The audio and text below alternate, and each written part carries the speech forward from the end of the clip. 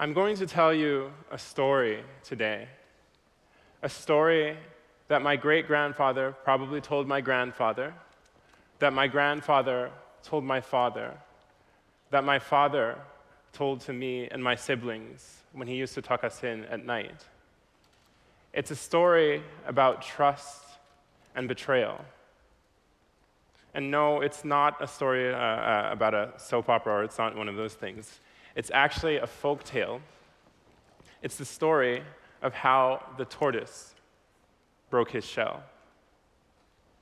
So if you just want to sit back, relax a little bit, get comfortable, okay? And join me. So a long time ago, long before humans walked the earth, when the animals reigned supreme, the gazelles gallivanted through the fields, the giraffes sauntered about, eating leaves from the tops of the trees. The elephants rubbed their tusks against the tree trunks. The crocodiles and the hippopotamuses, they played and lazed about in the watering holes, and all was good in the animal kingdom. But as happens, there was a time of drought. The rain stopped coming, the watering holes dried up, the crocodiles had nowhere to go, the hippopotamuses had nowhere to go, the fields dried up because there was no rain and no water. So the gazelles could not run about, the antelopes couldn't play. And the cheetahs, well, why would they chase the antelopes? Because they were just sacks of skin and bones. Even the lion, who, as we all know, is king of the animals, stopped hunting. And everybody was sad. It was desperate times. That is, everybody except for the birds in the sky. For some reason, the birds in the sky, their feathers looked as resplendent as ever. All the colors, they looked plump, they were happy, they chirped, they sang to each other. And the animals on the ground, they saw this and they said, well, I guess that's just how it's supposed to be, because the birds, of course, they live above us, so they don't have the same problems. They're just better. All the animals, they thought this, except for one animal. I'm sure you guys, have you heard of the tortoise? The turtle, the tortoise, right? You all know what he looks like, shell, head, small feet. All of these animals, except for the tortoise, who is the craftiest and the most clever of all the animals, and the best speaker, the best orator, he looked up and he saw these birds in the sky, and he said to himself, why should the birds be enjoying when me and all the rest of the animals down here on the ground were suffering this time of great need? Why should they be happy and chirping when I'm here sitting, and my shell, my smooth shell, which was once green, is now turning yellow because I can't drink anything and I can't eat? So while all the other animals had accepted this, the tortoise woke up one day and said to his wife, because we all know that the tortoise has a wife, Mrs. Tortoise. So he turned to Mrs. Tortoise and he said to her, you stay here, I'm going to go out and I have to find something out. So he left very early in the morning and went to this spot where he knew all the birds came together and congregated. And he hid himself beside a rock. And the birds, of course, they didn't notice him because he looked like a rock. So he listened to them, he heard them chirping and singing and chirping and talking to each other and arguing. And finally, the eagle, who's the lord of all the birds, came out and said, let's go. And the birds, they got together, and they now flew up, and they flew, and they flew, and they flew, and they flew, and they flew. And Mr. Tortoise on the ground, he began to walk, and looking up, he walked, and he followed them as he flew. So as they flew, Mr. Tortoise walked. And finally, the birds came to a spot in the clouds, and the eagle called out. And of course, a hole in the clouds opened, as you guys can see above you. And the birds flew in, and Mr. Tortoise, he sat there, and he waited. And he waited, and he waited. And after some time, the birds, they came out. And when they came out, they looked even more glorious than before. Their wings were of the most vibrant colors. They were flying about, playing with each other. And as they played, they dropped little bits of the tastiest foods to the ground. And Mr. Tortoise, being underneath them, was able to see this, and he tasted a little bit, and he tasted a little bit, and he saw the finest things, pounded yam, jollof rice, sweets, cakes, all of these things. Right, because we know that animals eat human food, right? And he saw all of these things, and he was amazed. So he now went back to his wife, and he told her all the things that he had seen. And at the same time, the lion, who, as I told you, is the king of all the animals, now seeing the suffering of all the animals, he summoned everyone together and called them to his throne room or to his court. And the animals, far and wide, though they were all tired and weary, because they heard that the lion had called, they thought, okay, finally, there must be some solution to our problems. And so they now began the journey from far and wide, dragging themselves, pulling themselves from here and there, until they finally reached the court of the lion. And when they got there, they thought, well, at least the lion, maybe he'll have some food or some water for us to drink. But when they got there, they found there was nothing, no food, no water, and they were angry. And they began to shout. They began to riot. It was total anarchy. And the rhinoceros, yeah, you guys got that, didn't you? The rhinoceros threatened to gore the lion with his horn. The elephant said, I'll stab you with my tusks. Even the python was ready to slither up and strangle the lion because they were so angry. And it's at this moment that the tortoise, who had now told his wife all of these things, he came in and wove his way, because the tortoise is very low to the ground. He wove his way between the feet of all the animals. And he tugged on the lion's leg, and he said, I can help you. And the lion, who normally didn't trust the tortoise, now said, he was desperate. He said, okay, what can you do? So the tortoise said to the lion, just hold me up. The lion reached down, and he picked up the tortoise, and he held the tortoise up. And the tortoise looked out over all the animals in the animal kingdom. He looked out, and he was silent for a moment. And then he finally said, my fellow animals. And the animals, they heard him, and they began to quiet down.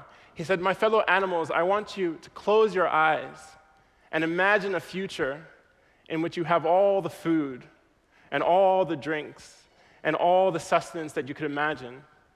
We were practicing some hard empathy here because it was a difficult time. And the animals closed their eyes and they imagined. And after a while, the tortoise said, okay, I can bring you all of these things if you trust me.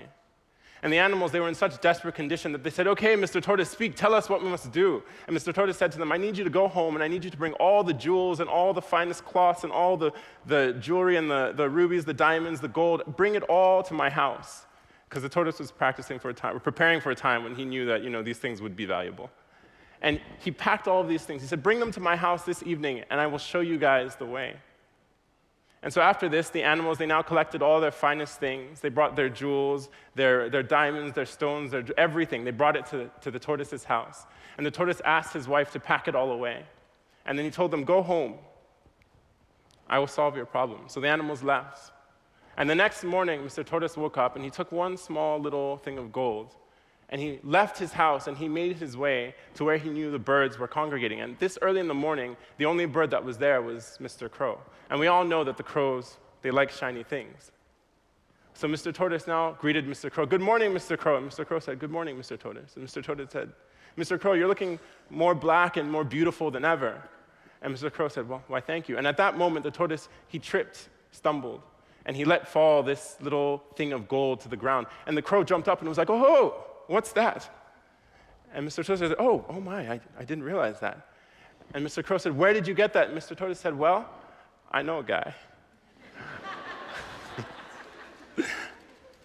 So Mr. Crow said, well, can you tell me? And Mr. Tortoise said, well, I can tell you, but this guy that I know, he only accepts payment in food. And Mr. Crow said, wait 1 second, I think I can help you. So Mr. Crow now went back to all the other birds, and he told them what he had seen. And they conferred amongst themselves, and they came back. And Mr. Crow came back to Mr. Tortoise, and he said, okay, I think we can make a deal. And Mr. Tortoise said, okay, well, what should we do? Mr. Tortoise now said to Mr. Crow, I need you to tell all the other birds to take me to where it is that you get your food. And Mr. Crow went to these birds. They talked amongst themselves, and Mr. Crow came back, and he said, okay, all right, we'll take you. Now, Mr. Tortoise said, well, how can I get there? And Mr. Crow said to Mr. Tortoise, but how are you going to get there? And Mr. Tortoise now said to Mr. Crow, he said, well, if each one of you birds will pluck a feather and give it to me, I can get my wife to make me a set of wings. So they all plucked feathers, all the birds from all over the animal kingdom, the realm of the birds, they all plucked a feather and gave it to Mr. Tortoise. And Mr. Tortoise now went to his wife and asked her to make him a pair of wings. And so Mrs. Tortoise, she now worked all night and all day grumbling because Mr. Tortoise was always asking things of her, just making, putting things together, stitching, sewing, welding, all the things that tortoises do. And finally, after 3 days, she produced the most magnificent pair of wings. And Mr. Tortoise took those wings, and he went back to the birds, and he said, okay, I'm ready. And the bird said, okay, all right, fine, let's go. So Mr. Tortoise, he put on these wings, which were the most glorious pair of wings you had ever seen.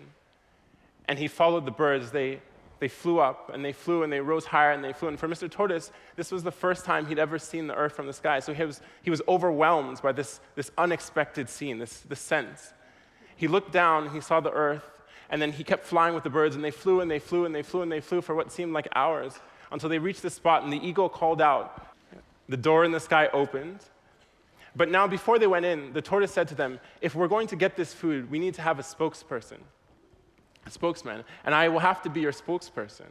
And the birds agreed because, to this day, they hadn't really had one, and they didn't see that it was that bad an idea. So Mr. Tortoise now said, we'll all have to have names. And the eagle, of course, named himself the eagle. The falcon named herself the falcon. The pigeon named himself the pigeon, but nobody really cared. And Mr. Tortoise said to them, well, my name will be all of you. And the birds said, well, that's really strange, but okay, fine, they agreed. So when they now went into this fabulous place in the sky, Mr. Tortoise was overwhelmed by what he saw. The finest buildings made of clouds. It was a beautiful sight. But the thing that got to Mr. Tortoise the most was the smell of the most delicious food. It was just coming out from all corners of the place. What is it that you really like to eat? What do you like to eat? Pizza. So there was the smell of pizza. What do you like to eat back there? You, right there, right in front of me. Sorry? Smoked salmon. So there was pizza, there was smoked salmon. Anyone else? What do you like to eat? You?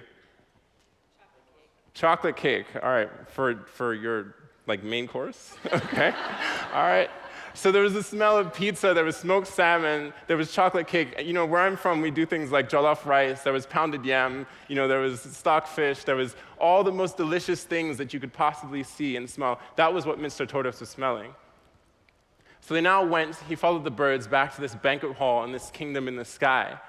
And they sat down, and in front of him, he now saw all the most incredible foods that he could possibly see. And Mr. Tortoise, he was salivating. And the birds, they too themselves, they were salivating, but they were waiting. And finally, a voice came out and said, welcome. This food here is for all of you. And the birds got excited, and they all sat down, and they were ready to peck. And Mr. Tortoise said, hey, hold up, everybody. Hold on. Did he not just say that this food was for all of you? And the birds were like, yes. And so he said, well, isn't my name all of you? And they were like, oh, yeah, okay. And so Mr. Tortoise said, well, this food is for me. And Mr. Tortoise at this point in time was so hungry, he had forgotten all of the animals in the animal kingdom. He began to eat and eat and eat and eat and eat, and he'd finished everything, all the smoked salmon, all the pizza, everything in front of him. He'd just eaten it till his fill, and there wasn't anything left for the birds. And then the table was cleared, and then it was set again, and they brought out mounds and mounds of chocolate cake, amongst other things, the most glorious fruits ripe. And they said, this dessert is for all of you. And Mr. Tortoise, the birds, they got ready to eat, but Mr. Tortoise said, hold up, wait, isn't my name all of you? And so he began to eat again. He ate and he ate and he ate until he had finished all of the desserts. And the birds, as they saw this, they were angry. They were very, very angry. And so each one of them, they decided to leave because there was no food for them again to eat. But as they were leaving, each one of them went to Mr. Tortoise, and they plucked a feather from the wingsuit that he had made. And each one of them the eagle took his feather, the pigeon took his feather, the ostriches can't fly, we know that. But they all took their feathers and left Mr. Tortoise without anything. The last bird to come up to Mr. Tortoise and take a feather was Mr. Crow. And Mr. Crow was very angry because the tortoise had made a complete and total fool out of him. And so he took his feather. But as he was leaving, the tortoise said to Mr. Crow, please, I beg you, please, go and tell my wife, tell her, please, to go to the house and bring out all the soft, soft things so that I can at least jump from this place. And Mr. Crow looked at Mr. Tortoise and he said, okay. So Mr. Crow now flew down after all the other birds and flew down to Mr. Tortoise's house where he found Mrs. Tortoise waiting for her husband. And he said, Mrs. Tortoise, your husband told me to come and tell you to bring all of the hard things you can find in the house. Bring all of the pots and the pans and the rocks and the tables. Bring them all out of your house and place them on the ground.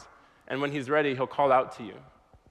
So Mrs. Tortoise, ever ready to help her husband, now went inside the house and brought out all the hard things. And from high above in the sky, Mr. Tortoise was looking down, and he saw his wife bringing out all of these different things. And he said, oh, my wife, she loves me so much. And then when he saw that she had finished, he got ready, and 1, 2, 3, he jumped, and he fell, and he tumbled, and he fell, and he tumbled, and he fell, and he tumbled, and he fell, until bam!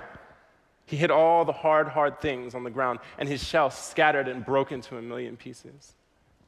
And now, Mrs. Tortoise and Mr. Tortoise, who was in so much pain at this point in time, had to run around picking up all the different pieces of Mr. Tortoise's shell from all over the ground around the animal kingdom. And after a while, they went home, and Mrs. Tortoise now worked on Mr. Tortoise's back, putting all the pieces together, gluing them, until finally she had completed his shell. But as you know, when you break something like this, it's very difficult to put it back together in the same way again. So instead of being smooth, Mr. Tortoise's shell was now rough and craggly. And that, my friends, is how the tortoise broke his shell. Trust me, I'm telling you stories. Thank you.